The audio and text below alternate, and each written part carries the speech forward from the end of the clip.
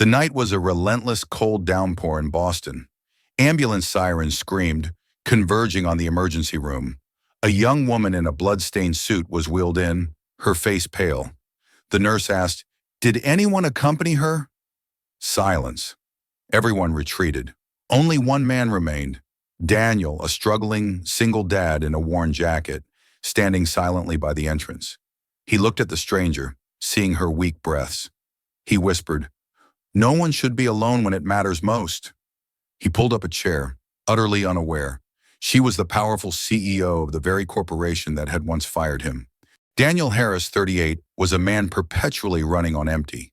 A dedicated single father, he held two demanding, low-wage jobs, stocking shelves at a warehouse by day and delivering food late into the freezing Boston nights. His beloved wife had passed away suddenly years ago, leaving him to raise their daughter Lily, now 8 years old. Every single dollar, every painful, late-night shift was a testament to his quiet, fierce commitment to her. Lily was his only anchor, the reason he kept pushing through exhaustion and despair. Tonight, Daniel was on his final delivery run when he saw the flashing lights and commotion. The accident had just happened near the hospital corner. A sleek, expensive sedan and a figure lying motionless in the slick, rainy street. Other cars swerved, impatient and annoyed, but none stopped. They treated the scene like an inconvenient delay, not a human tragedy. Daniel slammed on his brakes. Instinct took over. The instinct of a protector, honed by years of single parenthood. He dropped his delivery bag and sprinted into the downpour. The woman was unconscious, blood pooling slightly beneath her head. Her pulse was faint. Daniel immediately stabilized her head, shielding her from the rain with his own body as he frantically called the emergency line.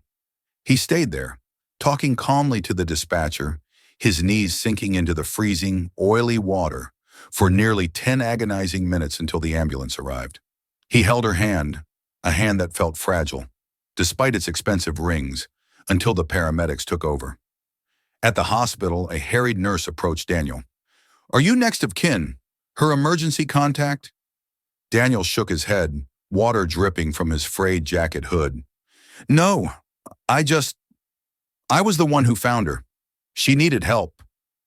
Seeing his genuine distress and the lack of any other accompanying person, they allowed him to wait temporarily in the immediate vicinity. Daniel planned to leave. He was soaking wet, late for Lily's scheduled bedtime call, and knew he had to save every minute for his second job tomorrow. But as he looked through the glass partition, watching her isolated form under the sterile, unforgiving hospital lights, he froze. The sight of her lying so terribly still, so utterly alone, was a punch to his gut. It tore open an old, unhealed wound. He vividly remembered his wife's final moments in a similar hospital bed. The stark whiteness, the beeping machines, the unbearable, crushing solitude. He remembered a simple, heartbreaking question Lily had asked him once. "Daddy, who will stay with me if something ever happens to you?" That memory, that vow to never let someone face this kind of fear alone, forced him to stop. Daniel ignored the fatigue, the cold, and the rational voice telling him to go home. He pulled the hard plastic chair closer to the partition and sat down beside the unknown woman. He would stay. She was rushed into the critical care bay. The name on the intake form, Evelyn Carter, 32. Daniel had no way of knowing that outside these walls, Evelyn was the nation's youngest CEO, a steel woman renowned for her arrogance, ruthless efficiency, and profound emotional coldness. But here she was stripped bare, merely a human life hanging precariously on the razor's edge. A compassionate nurse walked out, leaning in to speak softly to Daniel. The accident report said she swerved and acted quickly to protect a child who ran into the street. The driver who hit her, they drove away. Daniel felt a sudden sharp pang in his throat. She managed to roll toward the child. Yes, she took the full impact to shield the little one. An hour later, Evelyn was wheeled out of surgery. She was hooked up to oxygen, her eyes shut, her fingers twitching slightly in unconscious distress. The doctor looked relieved. If the original caller hadn't gotten here so quickly and stabilized her neck, she might not have made it. Daniel only nodded softly. He stood up, finally ready to leave, his long duty complete. But as he turned to go, Evelyn's hand shot out, her grip surprisingly strong, seizing his wrist. The nurse quickly whispered, sensing the patient's anxiety. "She's still disoriented and panicking. Just hold her hand for a minute, please." Daniel gently squeezed her hand. "It's all right. You're safe now. You're at the hospital." Evelyn mumbled something, her voice a fragile, distant plea. Don't leave me." He sighed, his plans dissolved. Daniel slowly sat back down. His hand remained entwined with hers, a lifeline in the silent, terrifying dark. A night shift nurse who witnessed the exchange later recalled, "He just sat there, quiet, focused and steady. He sat like she was his actual family. In all my years, I've never seen a complete stranger offer that kind of genuine, unpaid companionship to a VIP."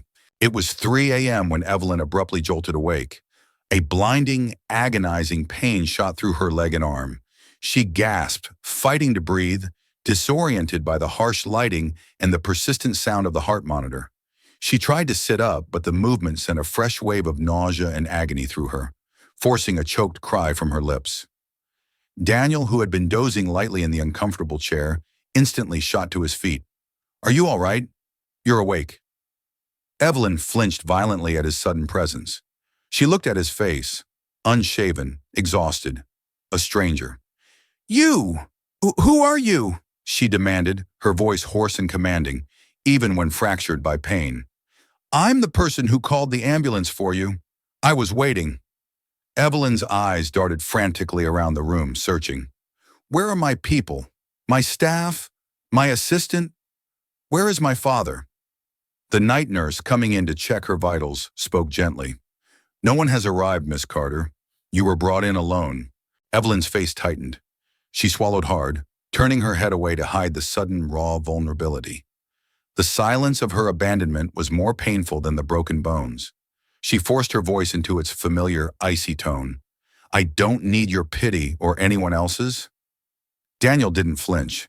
He spoke with a quiet, undeniable sincerity. "I didn't come here to pity you."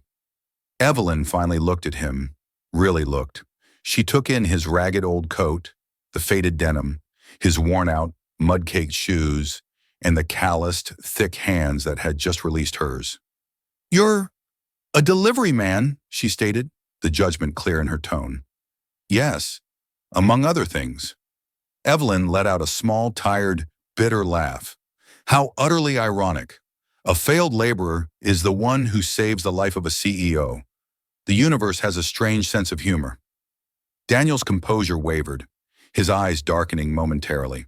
He had heard that word, failed, too many times. He stood taller. "Do you believe some people are more deserving of help than others?" Evelyn was momentarily stunned into silence. No one, not her father, not her board, not her most senior vice president, had ever challenged her so directly, so simply. Her high walls of arrogance had just met an insurmountable barrier of quiet, unshakable dignity. "I believe in efficiency and merit," Evelyn countered, her corporate instinct kicking in. "I can pay you for your time. Tell me what your hourly rate is. I'll make up for the work you lost tonight. Just tell me the cost." Daniel shook his head slowly. "My cost is just a clear conscience, ma'am. That's already paid." Evelyn bristled. The inability to control a situation with money made her feel intensely vulnerable.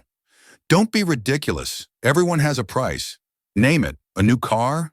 A year's salary? I can wipe out your debt by morning." "I don't want to be wiped out, Ms. Carter. I want to earn my way, same as you. The only thing I want now is for you to recover." Her injuries made her helpless. Her arm was in a light cast, and her leg was heavily splinted. When she tried to reach for the water pitcher, she winced in pain and failed. Daniel effortlessly stepped in, lifting her gently, supporting her head, and holding the straw for her. He adjusted her pillows, making sure her spine was aligned. Evelyn bit her lip, the taste of dependency bitter. "I don't want to owe a stranger." "You don't owe me anything." You've spent 3 hours next to me losing work time. I've spent entire nights next to the person I loved, Daniel replied, his voice heavy with a profound, unchangeable truth. Evelyn was utterly still. In front of her was a man whose actions were entirely divorced from self-interest, a man who spoke of kindness as an undeniable universal law. At 5 a.m., the doctor returned, confirming her condition was stable but requiring close monitoring. Evelyn, immediately reverting to business mode, insisted she would check herself out. But the moment she swung her legs over the side of the bed, her injured leg betrayed her. She lost her balance and collapsed right into Daniel's waiting arms. Evelyn flushed crimson with shame and furious embarrassment. I'm not used to relying on anyone, she stammered. Daniel gently lowered her back onto the chair, his hands steady and strong. Everyone relies on someone sometime, he said simply. It's how we're built. The room fell into a long, quiet silence. Evelyn studied him, trying to categorize and compute this man who defied all her known formulas. Daniel, finally pulling out his phone, made a quick, quiet call. Lily, Daddy is going to be late getting back. I have an emergency here. I'll call you the moment I leave. Evelyn's curiosity, a rare thing for her, was piqued. Your daughter? Daniel's face instantly softened, radiating a warmth that seemed impossible in the cold room. Yes, she's my whole world. The pure, unfiltered affection in his eyes was so potent that Evelyn felt an unexpected, unfamiliar clench in her own chest. The charge nurse who reviewed the log noted the stark contrast. Ms. Carter, the CEO, looked at that man with the same awe a lost explorer shows when they finally see a guiding light in the dark. It was the first human emotion I had ever seen on her file. The morning brought chaos. A routine check of emergency admissions by the hospital's PR team revealed the identity of the mysterious patient, Evelyn Carter. Within the hour, the hospital lobby was swarming with aggressive reporters, flashbulbs popping outside the restricted zone. It was a security nightmare. The hospital staff, usually adept at managing high-profile visitors, were overwhelmed by the sheer number of camera crews and competitive journalists demanding access to the missing CEO. Evelyn, her face paling under the onslaught of noise, immediately demanded enhanced security and a full lockdown of her room. The noise, amplified by the thin hospital walls, was a physical assault. Daniel, who had been quietly preparing to slip away, stopped. Could you stay just a little longer? Evelyn's request was barely a whisper, ragged with fear. Daniel was taken aback. This was the most vulnerable she had been. Evelyn's voice dropped lower, tinged with true desperation. I'm afraid. I can't handle being exposed when I'm like this. I can't let them see me vulnerable. In that moment, she wasn't the powerful, feared CEO. She was merely a wounded, abandoned woman at her absolute weakest point. Daniel sat back down without question. He spoke the quiet reassurance she needed. You don't have to be strong every single minute of the day. The voices outside grew louder, demanding answers. CEO Carter involved in a cover-up? What is she hiding? Why the silence? Are there internal struggles at Carter Corp? Evelyn began to tremble violently. I hate this noise. I hate being seen like this. So weak. I built my career on being untouchable. They can't see the break. Daniel quickly stood up, walking to the door. He took a spare blanket from the nurse's cart and used a chair to strategically drape it over the small glass window of her door. He positioned himself with his back to the door, a solid, unmoving presence between her and the frenzy. They won't see you now, he promised. You're shielded. I'm standing guard. Evelyn watched him. The simple, protective gesture was the most meaningful act of privacy she had received in years. Her eyes were filled with genuine gratitude, a gratitude that transcended her wealth. She asked him, her voice hesitant, Why aren't you afraid of me? Why aren't you flattering me? Why aren't you trying to leverage this situation? You have every right to despise me. Daniel answered directly, his gaze steady. I lost my wife in a hospital. She wasn't saved in time because of systemic failures.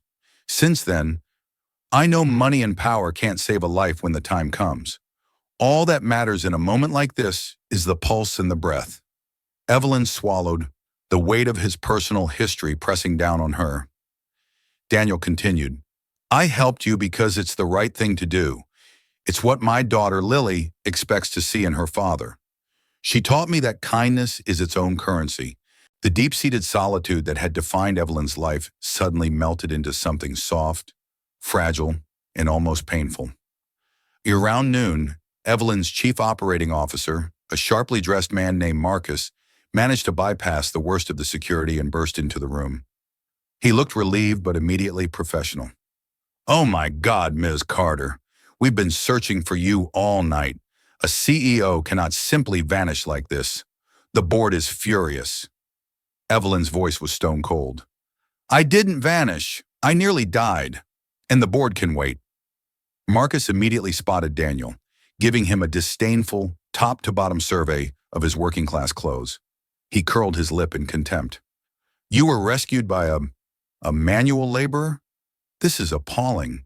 He looks exactly the type that would try to extort us for staying here. Evelyn's blood went cold.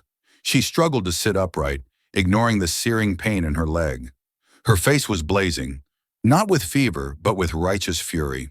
Respect him, Marcus, she commanded, her voice cutting and absolute, silencing her COO immediately. Without him, I would be dead, and you would be arranging a special shareholder meeting. He is the only human being in this entire city who stayed when he had no obligation to. The entire room, Marcus, Daniel, and the nurse, froze. Daniel had never had anyone defend him, let alone a powerful figure he had just met. Marcus persisted, his voice dripping with condescension. Ms. Carter, you cannot associate with someone like him. The press will spin this as a desperate PR stunt. Your reputation— Evelyn cut him off with a roar. My reputation is nothing. A single decent person is worth more than 100 of those who only care about money and optics. Get out, Marcus. Now. Daniel stood motionless, absorbing the unprecedented protection. Evelyn, the cold CEO, had just chosen him, the fired worker, over her corporate image. That afternoon, Evelyn received the official camera report from the hospital's security chief. She watched the footage, then fell silent. Daniel was on his knees, shielding her from the rain, steadying her neck, never letting go, for 10 relentless minutes. The security staff added a chilling detail. Ms. Carter, if he hadn't held your neck perfectly steady in that position, you would have suffered a permanent spinal injury. You would be permanently paralyzed. Evelyn turned to Daniel, her voice trembling, finally stripped of all pretense. I don't know what to say. I could have been confined to a wheelchair for life. You didn't just save my life, Daniel. You saved my future. Daniel just said softly, You don't need to say anything. Evelyn choked up. Why did you stay here all night long? You had every reason to walk away. Because I know exactly how painful it is to be alone in a hospital bed, he confessed. No one should endure that solitude. Evelyn cried uncontrollably, tears of relief and deep guilt. Then came the greatest twist of all. Marcus, still fuming, suddenly addressed Daniel, his voice brittle. What is your full name, man? I need to log this for the insurance report. Daniel Harris. Evelyn's eyes went wide, the color draining from her face. Daniel Harris? Were you an employee at Carter Corp back in 2017? In the facilities department? Daniel paused, the silence heavy and suffocating. Yes. Evelyn was utterly stunned, her whole body swaying dangerously. I am the one who signed your termination papers for departmental restructuring. Daniel stood still, his history colliding with her present. He didn't look angry, just deeply tired. The air in the room became brittle, freezing over. Evelyn started to shake violently, realizing the cosmic irony. I fired a decent, honorable man who, years later, saved my life and saved me from permanent paralysis. Daniel finally whispered, his gaze distant but gentle. I don't hold grudges, Lexi. It was just business. Life is unpredictable. Evelyn cried out, grasping his hand, clutching it tightly. I'm so sorry. I am truly, deeply sorry for the pain I caused you. Daniel placed his other hand over hers, a sign of forgiveness. The past is done. All I see in front of me is a person who needs help right now. That single statement shattered Evelyn's perspective. It was the moment she stopped seeing Daniel as a failed laborer and started seeing him as an unbreakable force of humanity. Evelyn was consumed by a desperate, immediate need to right the past and compensate Daniel. She tried to convert her crushing guilt into actionable, measurable business solutions. I will immediately set up a trust fund for Lily's college education. I'll make the first deposit $1 million. I will also transfer a substantial, immediate amount to you for your time and expenses. Or perhaps you want a new job. I can fast-track you into a high-level security management position. I can guarantee your financial security for life. Daniel shook his head slowly, his refusal calm and absolutely firm. He did not even pause to consider the enormous sums being offered. I didn't save you for money, Ms. Carter. If I accepted payment, it would turn an act of humanity into a transaction. That cheapens what happened here. Evelyn was utterly stunned. This was the first time in her career that anyone had ever refused a financial offer from her, especially one of this magnitude. It was a foreign, astonishing, and strangely beautiful concept. She leaned back on her pillows, tears welling up in frustration. But Daniel, I owe you. I ruined your employment record. I nearly ruined your life when I signed that paper. Let me correct the injustice. My guilt demands it. Your guilt is your burden, not my debt, Daniel stated quietly. I went back to work. I found other jobs. Lily and I are fine. The only thing you owe me is the promise that you will live better and see the people around you better. She looked at Daniel for a long time, the silence stretching tautly between them. Then she spoke, her voice barely above a whisper, utterly defeated by his moral code. Can you give me a chance to make amends in another way? A non-monetary way? I want to understand how a man who was wronged by me can still choose to save me. Daniel's expression softened. He smiled, a faint, weary curve of his lips. A chance to be a better person? I think everyone deserves that. Evelyn laughed, the sound fragile and laced with tears. She was realizing his value was not measured in dollars, but in the unshakable integrity of his soul. You always manage to say the exact right thing at the exact right moment. You're my moral compass. They spent the evening eating dinner together in the bustling hospital cafeteria, a chaotic, loud environment, the complete opposite of Evelyn's usual exclusive, silent dining rooms. Daniel talked more about Lily, her quirky sense of humor, her passion for drawing, the little daily triumphs of single fatherhood. He spoke about the simple joys of making his daughter smile after a 14-hour workday. Evelyn listened intently, her hard CEO gaze softening with every word. She noticed the small unseen details of his life, the way he carefully saved his paper napkin, the weary slump of his shoulders when he thought she wasn't looking, and the absolute focus he had when talking about his child. You are the best father I have ever encountered, she murmured. I don't know how you do it. Daniel shrugged, deflecting the praise. Just trying to be good enough, every day. That's all any of us can do. Evelyn looked out the cafeteria window, sighing deeply. I tried so hard to be strong and ruthless that I drove everyone away. Last night, you were the only one left. My father is in Dubai. My assistant was sleeping. Everyone assumed someone else would handle the CEO. Only you didn't assume anything. Daniel leaned in slightly, his voice a quiet comfort. I wouldn't want anyone to feel that kind of profound isolation in a place like this. Especially not you after what you did for that child. Evelyn looked at him, her gaze deep and searching. The gap between the delivery man and the CEO had vanished. If, after I'm released and I want to see you again, just to talk, to try and understand the goodness you carry, would you agree to that? Yes, I think we both need someone to talk to now. Someone real. I think this experience showed us both we can't afford to be lonely anymore. From this moment, I vow to look at others with gratitude, not with the cold lens of prejudice. I will live kindly. A month later, Evelyn was almost fully recovered. She was walking with a slight limp, but her spirit was entirely transformed. She stood awkwardly on Daniel's front porch in a modest suburb, holding a small, brightly wrapped gift. Not a diamond, but a new high-quality winter coat, a quiet acknowledgement of his needs. She had come alone. Daniel opened the door, a look of genuine surprise on his face. "Lexi, you came all the way out here?" Evelyn smiled, the familiar, rigid CEO posture completely gone, replaced by a genuine, relaxed warmth. "I came to visit the person who saved me, and the person who keeps reminding me what matters." Lily, hearing the new voice, rushed out, her eyes wide with curiosity. "I'm Lily. Who are you, miss?" Evelyn knelt down immediately, meeting the girl at eye level. She introduced herself simply, without title. "I'm the person your daddy saved, sweetie. He's the bravest man I know." Lily's face lit up with pride.